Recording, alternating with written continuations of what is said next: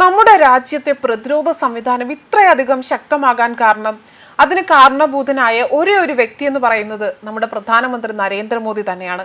കാരണം ഇന്ന് ഇന്ത്യ പാക് സംഘർഷത്തിൽ ഇന്ത്യക്ക് കരുത്തായി മോദി നൽകിയ റഫേൽ വിമാനങ്ങളും മറ്റു മിസൈലുകളും വ്യോമ പ്രതിരോധ സംവിധാനങ്ങളുമാണ് ശക്തി പകർന്നിരിക്കുന്നത്, അല്ലെങ്കിൽ തിരിച്ചടിക്കാൻ കരുത്തായിരിക്കുന്നത്. പാകിസ്ഥാന്റെ ഡ്രോൺ ആക്രമണവും മിസൈൽ ആക്രമണവും ഷെൽ ആക്രമണവും ഒക്കെ തന്നെ തടയാൻ ഇതിന് സാധിച്ചു. എന്നാൽ കടുത്ത സമ്മർദ്ദങ്ങളെ അതിജീവിച്ച് പ്രധാനമന്ത്രി നരേന്ദ്രമോദി റാഫേൽ വിമാനങ്ങളും വ്യോമ പ്രതിരോധ സംവിധാനവും ഇന്ത്യൻ സൈന്യത്തിന് നൽകിയത് എങ്ങനെ എന്നതൊരു വലിയ ചോദ്യചിഹ്നമാണ്. രാജ്യത്തിനകത്തു നിന്നും പുറത്തു നിന്നും നേരിടേണ്ടി വന്ന കടുത്ത സമ്മർദ്ദങ്ങളെ അതിജീവിച്ചുകൊണ്ടായിരുന്നു അദ്ദേഹം റാഫേൽ ജെറ്റുകളും അതുപോലെ S-400 വ്യോമ പ്രതിരോധ സംവിധാനവും പ്രധാനമന്ത്രി നരേന്ദ്രമോദി ഇന്ത്യൻ സൈന്യത്തിന് നൽകിയത്. ഓപ്പറേഷൻ സിന്ധൂറിലും പാകിസ്ഥാന് നൽകിയ തിരിച്ചടിയിലും റഷ്യയുടെ S-400 വ്യോമ പ്രതിരോധ സംവിധാനവും അതുപോലെ മിസൈലുകൾക്കുള്ള റാഫേൽ ജെറ്റുകളും ഇന്ത്യൻ സേനയുടെ വജ്രായുധമാണ് എന്ന് അടിവരയിട്ട് പറയുമ്പോൾ തന്നെയാണ് ഈ ഒരു ചോദ്യത്തിന്റെ പ്രസക്തി കുറച്ചും കൂടെ ഉയരുന്നത്. ഏതാനും വർഷങ്ങൾക്ക് മുൻപാണ് നരേന്ദ്രമോദിയുടെ നേതൃത്വത്തിലുള്ള സർക്കാർ അവയെ ഇന്ത്യയുടെ ആയുധപുരയിൽ എത്തിച്ചതും. പുറത്തുനിന്നും അകത്തുനിന്നുമുള്ള കടുത്ത സമ്മർദ്ദത്തെ ഒക്കെ തന്നെ അതിജീവിച്ചായിരുന്നു മോദി ഇവ ഇന്ത്യൻ സേനയ്ക്ക് ചേർത്ത് പിടിക്കാൻ നൽകിയത്. ഡ്രോണുകളും മറ്റ് യുദ്ധ ഉപകരണങ്ങളും ഉപയോഗിച്ചുകൊണ്ട് പാകിസ്ഥാൻ സായുധ സേന നടത്തിയ വൻ ആക്രമണത്തെ ഇന്ത്യ വിജയകരമായി തന്നെ പരാജയപ്പെടുത്തിയതോടെ തന്നെ S-400 വ്യോമ പ്രതിരോധ സംവിധാനത്തിന്റെ പ്രാധാന്യം വീണ്ടും ഇപ്പോൾ തെളിയിക്കപ്പെട്ടിരിക്കുകയാണ്. ആകാശ് പ്രതിരോധ സംവിധാനത്തോടൊപ്പം തന്നെ S-400 പ്രതിരോധ സംവിധാനവും ഓരോ ആക്രമണത്തെയും ഫലപ്രദമായി തന്നെ ചെറുത്തതിനാൽ തന്നെ പാകിസ്ഥാൻ തൊടുത്തുവിട്ട ഓരോ മിസൈൽ പോലും ലക്ഷ്യത്തിൽ പതിച്ചില്ല എന്നതാണ് വാസ്തവം.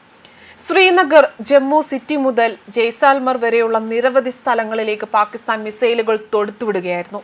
2018 മുതൽ റഷ്യയുമായുള്ള $5 ബില്യൺ കരാറിൽ ഇന്ത്യ S-400 പ്രതിരോധ സംവിധാനം വാങ്ങാൻ തീരുമാനിച്ചപ്പോൾ മോദി സർക്കാരിന് അമേരിക്കയിൽ നിന്ന് വളരെയധികം സമ്മർദ്ദം നേരിടേണ്ടി വന്നിരുന്നു.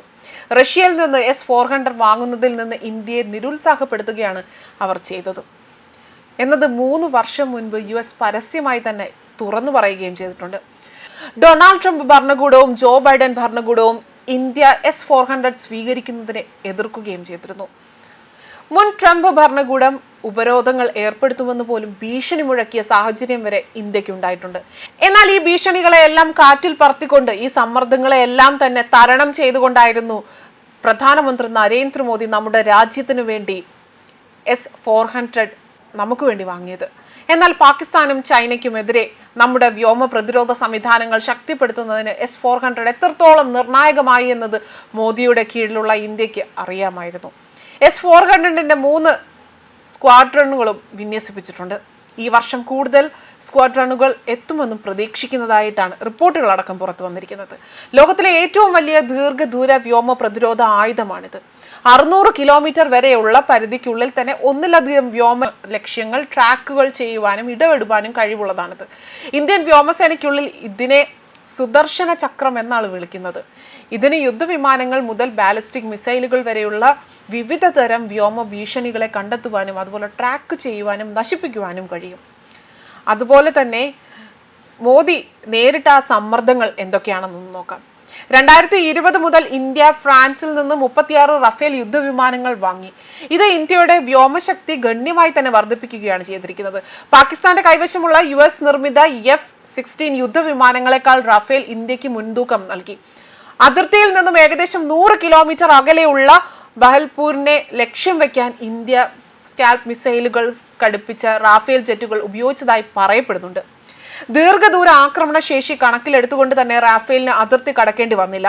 എന്നാൽ റാഫേലുമായി ബന്ധപ്പെട്ട് മോദി സർക്കാരിനെതിരെ കോൺഗ്രസ് പാർട്ടി ആകട്ടെ വലിയ രാഷ്ട്രീയ ആക്രമണമാണ് അഴിച്ചുവിട്ടതും. എന്തിനധികം പറയുന്നു, പ്രതിപക്ഷ നേതാവ് രാഹുൽ ഗാന്ധി 2019 പൊതു തിരഞ്ഞെടുപ്പിൽ ഇതൊരു അഴിമതിയാണെന്ന് പോലും വിശേഷിപ്പിക്കുകയും ചെയ്തിരുന്നു. എന്നിരുന്നാലും ദേശീയ സുരക്ഷയെ പരാമർശിച്ച് മോദി സർക്കാർ പിന്നോക്കം പോകാൻ തയ്യാറായില്ല. കരാറിൽ ഉറച്ച് നിയമപരമായ വെല്ലുവിളികൾ സുപ്രീം കോടതി തള്ളിക്കളയുകയായിരുന്നു. റാഫേൽ യുദ്ധവിമാനങ്ങളുടെ തീരുമാനമെടുക്കൽ പ്രക്രിയയിലെ വില നിർണയത്തിലോ ഒരു ക്രമക്കേടും കണ്ടെത്താനായില്ല. അതൊരു വലിയ നേട്ടമായിരുന്നു. ജെയ്ഷെ മുഹമ്മദിന്റെ ആസ്ഥാനമായ ബഹൽപൂരിൽ നടന്ന റാഫേൽ ആക്രമണത്തിൽ മോസ്റ്റ് വാണ്ടഡ് ഭീകരൻ മൗലാന മാസൂദ് അസറിന്റെ മുഴുവൻ കുടുംബവും കൊല്ലപ്പെടുകയാണ് ചെയ്തിരിക്കുന്നത്. മരിച്ചവരിൽ മൗലാന മാസൂദ് അസറിന്റെ സഹോദരനും കണ്ഹാർ ആ ഒരു റാഞ്ചലിൽ സൂത്രധാരനുമായ അബ്ദുൾ റൌഫ് അദ്ദേഹം ഉൾപ്പെടെ കൊല്ലപ്പെടുകയാണ് ഉണ്ടായത്.